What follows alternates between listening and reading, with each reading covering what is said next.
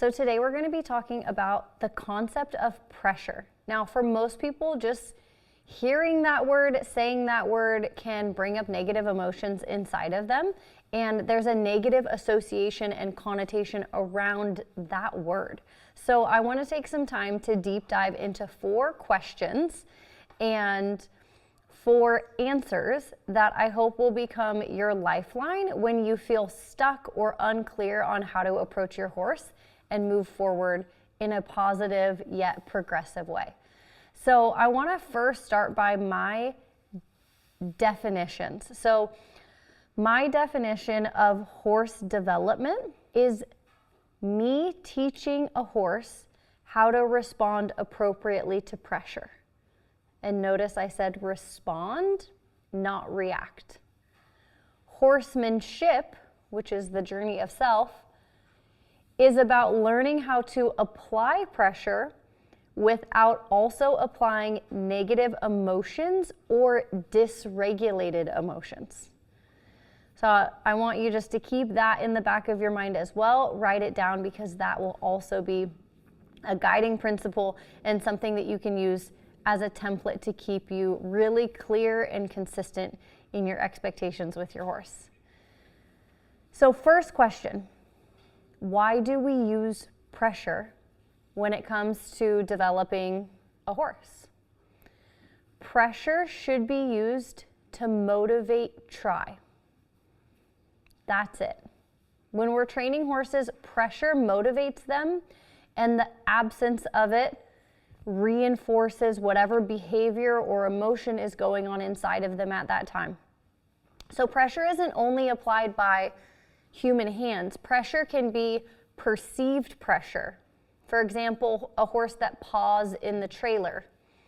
That trailer is not applying any pressure to the horse, but the horse has a perceived pressure around that context and that situation. So for that example, so often the person parks their truck and trailer, horse is pawing, and they say, hurry, we gotta get him out. Well, in that moment, the horse gets released from what they perceive as pressure, and now we reinforce a behavior and an emotion that maybe isn't what we want them to be harboring and logging and getting good at developing. The flip side of that is that it works great. We can apply pressure to motivate our horse to try. They do the upward transition to trot for us. Our leg comes off. Yay, they learn that that pressure of the leg should motivate a try forward, and they get the release by doing the upward transition. So I want you to keep that in mind because so often we start applying pressure and our horse is trying, yet we keep turning up the volume.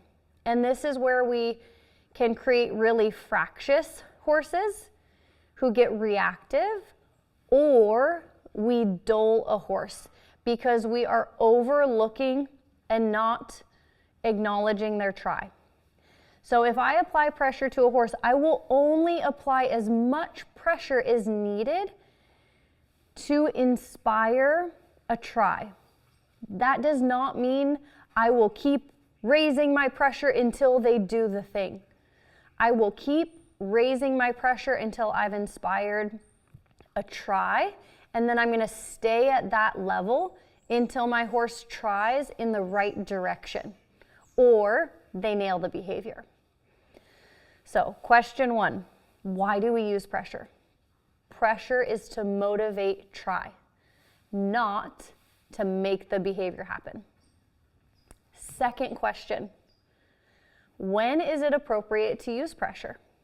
When your horse has neutral feelings around you and your tools. So this is why you see a lot of horsemen rubbing the horse with the stick, rubbing the horse with the flag, rubbing the horse with their hands, with the saddle pad, with the rope, whatever it is. Because if we don't first establish a neutrality around us, our presence around them, and whatever tools we plan to use to communicate, we have the potential of creating reactiveness. And again, I want to create positive responses that are void of that reactivity, or the horse having a negative or avoidant energy around the tool. So, when is it appropriate to use pressure? When you and your tools are first neutral. Third question, what kinds of pressure do we have available to use? 1 is mental pressure, 2 is steady pressure, and 3 is rhythmic pressure. Now I want to talk about the first one because this is where we so often get lost, that our horses have the ability to read our mental pressure. Another way people talk about this is intention, and for me they're one and the same. But we know whether we're applying our intention intentionally or not, we know that our horses can pick up on that. Imagine the horse that is easy to catch unless they see a halter in your hands, or easy to catch except when they see you pull up with the truck and trailer instead of your sedan. Or the horse that does so well except when you're in a lesson, right? Or you're in a clinic, or you're in a situation where you show up different, you show up with a little too much intensity, too much mental pressure and attachment to the outcome, and the horse goes, that's too much mental pressure for me, I don't want any part of it. Now, our mental pressure can also be that thing that makes people get into horses. It's that ability to think and send a mental picture to the horse. And when they're connected to our mental pressure, they can do the things before we ever have to apply a physical pressure or give a physical cue or aid, and that's the horsemanship that gets people super excited. That's where people see me work with my horses at Liberty or ride upper level dressage and they go, I want to do that. And it's because for the most part, the horse is responding to my mental pressure, so it gets to look and feel so soft and so willing. Second is steady pressure, and this is when there's physical touch on the horse, whether that is the physical pressure of the halter over the horse's poll or nose, that is physical pressure of our leg on their sides when we're riding, that's the physical steady pressure of a rein guiding the horse to the right or to the left.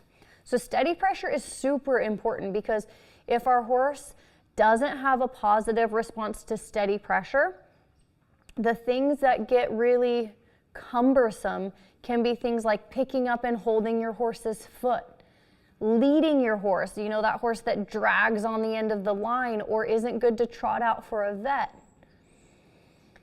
or is dull to the leg, or horses that have a pullback behavior.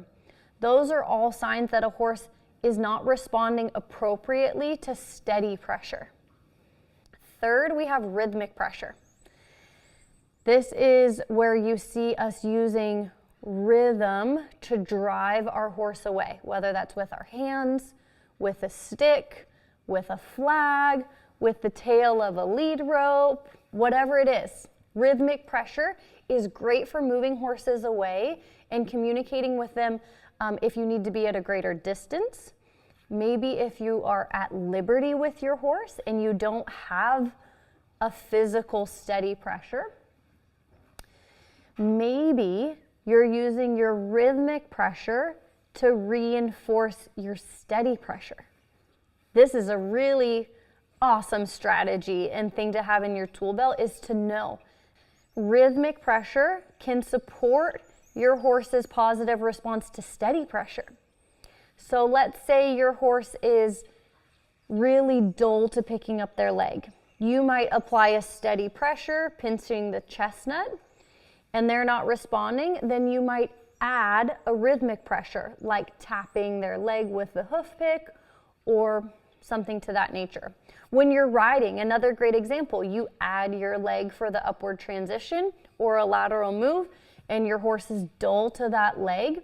You can use a stick to tap, tap, tap to reinforce the steady pressure so that we don't always have to get bigger and heavier with our application of steady pressure, because oftentimes we can't, right? We're trying to move around 1,000-pound animals, and if a horse is leaning against that steady pressure, a lot of times we're simply not strong enough to pull them or push them in the direction we need them to go. And honestly, that's not how we want to get it done anyways. We want to create that motivation where the horse is yielding to pressure, not just getting manhandled. All right, fourth question. When is it appropriate to apply different kinds of pressure? So I like to break our application of pressure into three main categories. One is that we are sending or submitting a request to the horse. Hey, do you think you could back up for me? When we're in this state of sending a request, we're going to start as soft as possible. We're going to start by sending our mental picture to them and then applying either steady or rhythmic pressure as softly as we can, and then increasing until we've found that line where we've motivated the try. Second would be a redirect. So this is when that horse is trying but not yet trying in the right direction, or making an earnest mistake. Consider a horse that you've sent out on the line of the circle, and maybe you drop your stick and you reach down to pick up your stick and your horse hindquarter yields to face you. Well, you didn't ask for it, but that's not a moment that warrants causing the horse to feel wrong or throwing a ton of pressure at them, because they were doing their darndest. So that's a redirect. That's a thanks but no thanks, please keep going. This is a really important one for those horses that tend to try too hard and we don't want to break their try, or horses that we've taught a lot of things to. Our horses who are really educated, sometimes they'll come up to a barrel or a cone and they'll say, do you want me to do this with it? Do you want me to do that with it? And you're like, hey, appreciate the enthusiasm and thanks but no thanks. We're actually going to be doing this, and you can redirect their try into whatever your mental picture is holding. And then the third is what I refer to as a block. A lot of people say correction. I try to use block because that's all it is. I very rarely, try never to tell the horse, no, don't do that, or you were so bad, right? A lot of times I just want to be like an electric fence. So if a horse is doing something that is going to put my body in harm's way, like they're running up into my bubble or about to bolt with me under saddle or getting prepared to buck with me, I'm not going to go, hey, let me submit a request to you that you don't run away with me. No, I'm going to get control fast and I'm going to block that energy as quickly as I can. Now, the wonderful thing is that this is so incredibly effective when we attach zero negative emotion to it, right? It's just matter of fact, boom, block. We're not doing that. Take a deep breath, get back to zero, get back to neutral, and carry on your way. It's completely unemotional. It's not personal. It's just a block to regain control and keep yourself safe. Another situation, I'll go to a block. A horse decides that instead of trying, they're going to push on me or pull on me. If a horse pushes on me or pulls on me, that is also when I have a green light to go to a block, block that intention of theirs, and get their mind redirected to whatever I'm after. So I want to make sure that my horses are really clear on the difference between rhythmic motion and rhythmic pressure. If a horse is not connected to the human's intention and they're more connected to what's going on outside the arena, outside the round pen with the other horses, they might not be tuned in and then see rhythmic motion happen and get bothered by that because they didn't realize that there was no intention behind it because their brain wasn't even in their body or in the shared space. So this is a great one to go back to make sure your horse is mentally connected and paired with you before you apply rhythmic pressure, which we do want to be a clear line of communication.